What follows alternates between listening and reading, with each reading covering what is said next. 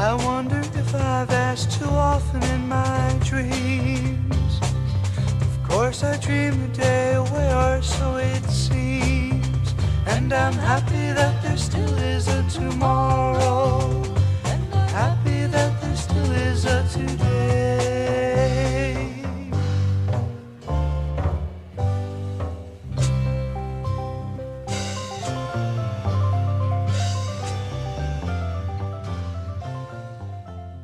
Hey everybody, welcome back. Second Derek here. How are you all doing? It's kind of a cooler day out today. I think it's like the coldest day so far in fall. I think we have a high of like 40, 45 out there. I had some plans to go back to my hometown this weekend, but it sounds like we might get an inch or two of snow already, so I'm not going to take the risk of driving through that. But last weekend, I had some nice excursions. You know, I hadn't really traveled outside Lincoln too much other than going back to my hometown, but just decided on a whim to go to Grand Island. And then, see, it's like straight on the interstate from Lincoln to Grand Island. And Grand Island's north of the interstate just by a few miles, and then south of there directly is Hastings. And I stopped in both of those towns and picked up a few records here, nothing mind-blowing necessarily, but one that was kind of surprised to see in there and was in good shape, and I got it for $1. So and then I picked up an LP case as well. I'll probably share that one first, but then I also have a Discogs purchase, and I probably hadn't made a Discogs purchase since before the record show, so it's been a while. Like I said, I've been kind of slowing down a little bit towards the end of the year, but yeah, like I said, it kind of messed my plans going back home, but at least I'll be able to spend a little more time inside and retreat, So I'm kind of looking forward to it this weekend. Got no big plans as far as I know, but yeah, I'm going to show off this LP case here. So overall, it's pretty decent shape. Look at that design. It's a platter pack. Yeah, I guess the only thing is it's got some marking up here. It says Trumpet Swing to Bop. So it must have been maybe some big band LPs or something. I'm not sure, but yeah, the case on top is a little jiggly. It's a little out of line, but not too bad. For the price I paid, it was like 15 bucks. Pretty satisfied with that. And I like the colors too. Sort of the whole polka dot thing going on, and kind of turns into a cylinder there in the middle. So really stoked to use this. I'm going to use this for my DJ sets next Wednesday or whenever I get to spin next time. But yeah, this past Wednesday was the first time since mid-August, I think. I didn't do my DJ set because, the bar opened up a little later than normal, an hour later. And we had the other guest there at that time, 6 o'clock is usually when I'm setting up. So it just didn't work out. I didn't want to spin records for less than an hour before open mic night. But otherwise, the DJing is going very well. I don't have a cult following or anything like that. I mean, I definitely have some people approaching me and asking me what my styles are and getting a few requests here and there. And I'm like, okay, well, I'll bring that next time, Because I kind of just, as of right now, I've just been kind of curating very few LPs, just small stacks, and kind of playing like half the record and skipping around different songs. Because it's not really a crowded bar, but it's just, I imagine maybe it'll be a little more crowded with wintertime coming up, but I guess we'll see and find out. But yeah, let's move on to the LPs here. So I think I'm going to start off with the Discogs purchase, actually, because I've been really stoked to get this one, even though it's basically a player copy. I mean, the disc is very nice, but the cover could always be an upgrade. But for the price I paid for this, I'm very satisfied. And I just one evening searched it, see if there was any cheap copies available, and got this for, less than half the going rate. So this is Medium by the Mandrake Memorial. Of course, this is their middle album of their 3 records they released on Poppy Records. And I hadn't listened to this in quite a while, but I do remember, the songs on side 1 for the most part, but side 2 I was kind of a little fuzzy on again. I love this record. I have their other two. I have the first, the debut, and Puzzle, their last one. And like I said, looking at the cover, it's definitely aged, and this does have a split or unglued uni pack going on, so it's pretty typical. But yeah, based out of Philadelphia. It's one of the best bands to come out of that scene, really, from the East Coast. Sounded like they had a great following at the time, played with a lot of opening acts. I think they played with the Doors, Big Brother maybe, and the Holden Company. But yeah, it's kind of an odd cover, right? Medium rare burger. Nobody wants to touch that, but we got like this little circuit on the back. But yeah, it's basically a transitional record. Their first album's very much more pop oriented, but you can tell their writing chops were a little unique, With this one, it kind of goes in a little more progressive area, I would say.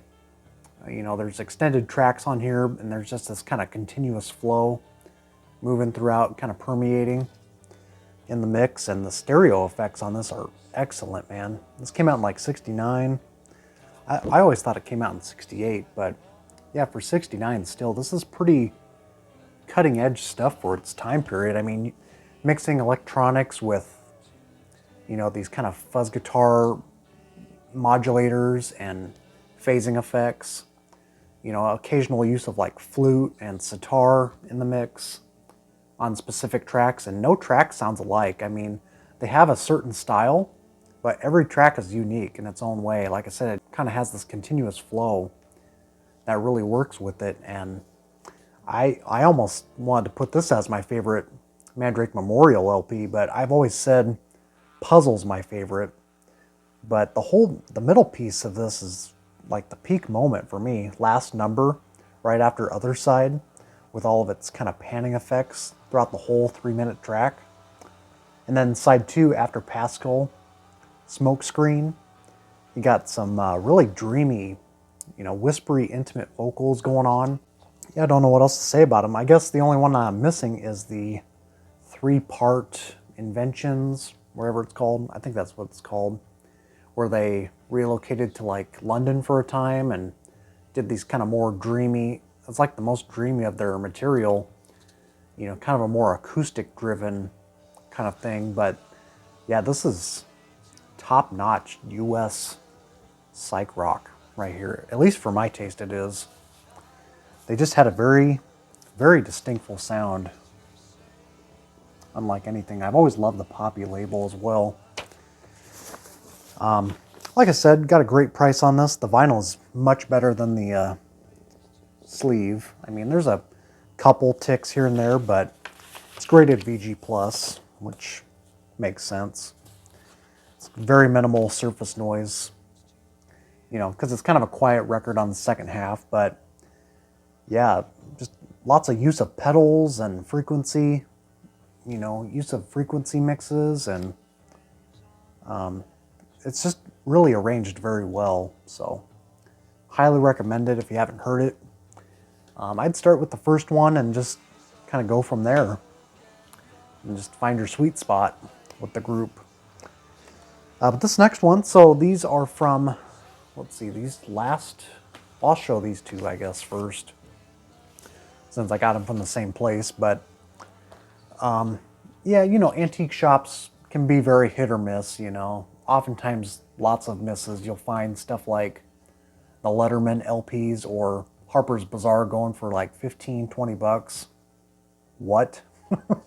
Like, what universe are we in right now? This is one such case where there's just a whole box. There's like 4 or 5 boxes of just fresh titles. It looks like they'd just been dropped, like a day prior or something.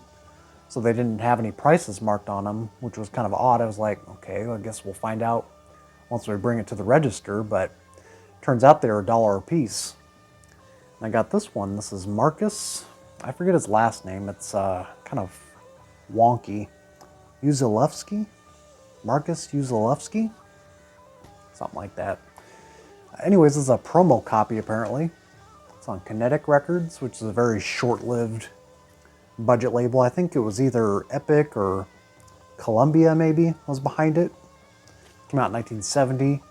This is not an extraordinary LP, but I might like it a little more than most people. But at the same time, it's probably not going to be a keeper. This one typically goes for maybe 20, 30 bucks on average in good shape. And this one's in great shape. And for $1, I was like, yes! I'm just glad it wasn't no 10 bucks or something. I mean, it still would have been a great deal, but for the shape this is in, this was a nice find. I've never seen this in person. And if you guys don't know the backstory, it's Rusty Evans, which was his like stage name or alias, who was with, of course, the Deep, the Freak scene. And this is unfortunately not like that. This is much more Donovan-esque, a little more folk, singer-songwriter driven. But I think the more you listen to it, it'll grow on you. It's not like, I wouldn't even tag it psychedelic folk except for one track, which he reprises the track A Million Grains of Sand. It's just called Grains of Sand on here, and it's got some very slow, brooding, kind of sitar, Eastern vibes to it. And that's definitely the standout on here, which I think is on YouTube. But High Priestess, you know, kind of relating to the tarot cards on the front. And Butterfly Girl was another highlight. So like I said, it's kind of in the light of Donovan.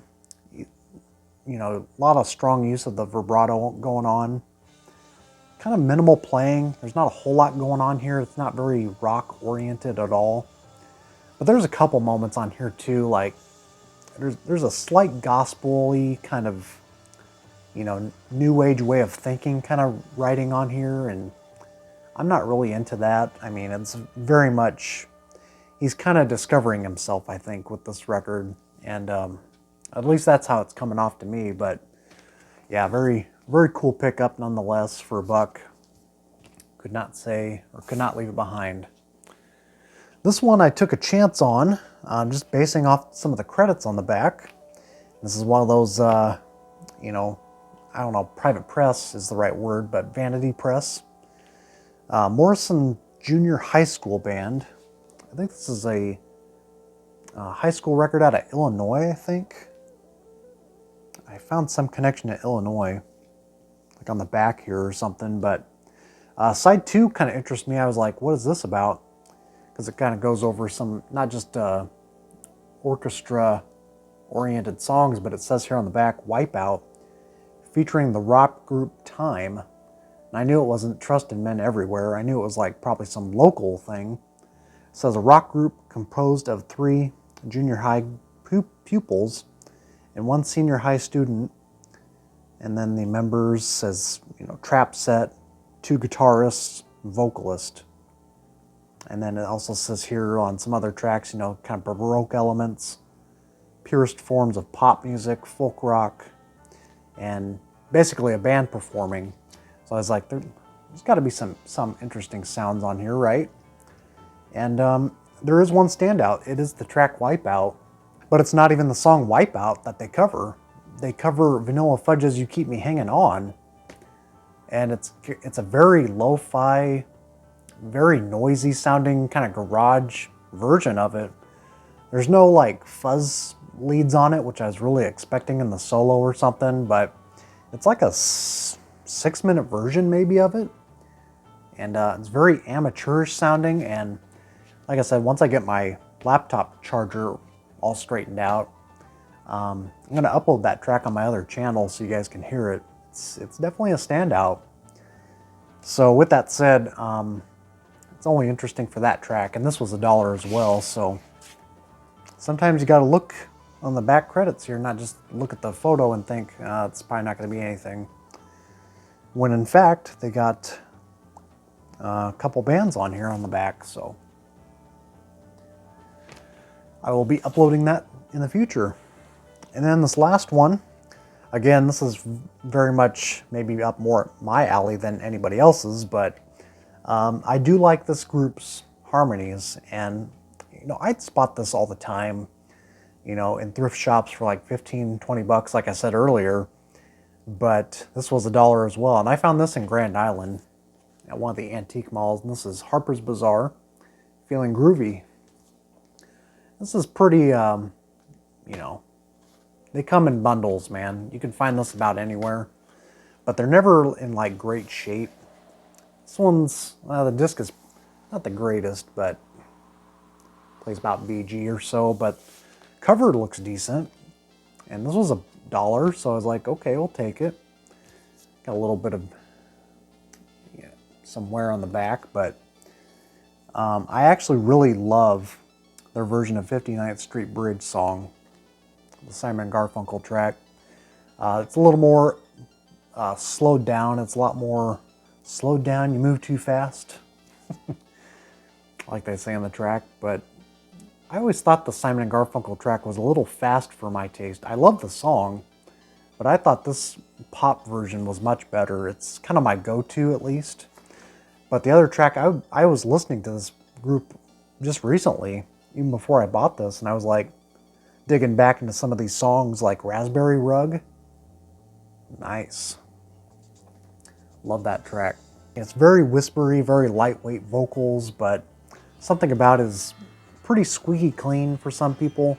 It almost is for me, I will say. But you know, they did have some great moments though throughout their short-lived career in the 60s. So you know, with the whole suit and tie thing going on, I don't know about that, but it's definitely classy in some ways. But for its time, you know, it's just kind of reflecting back on the time period.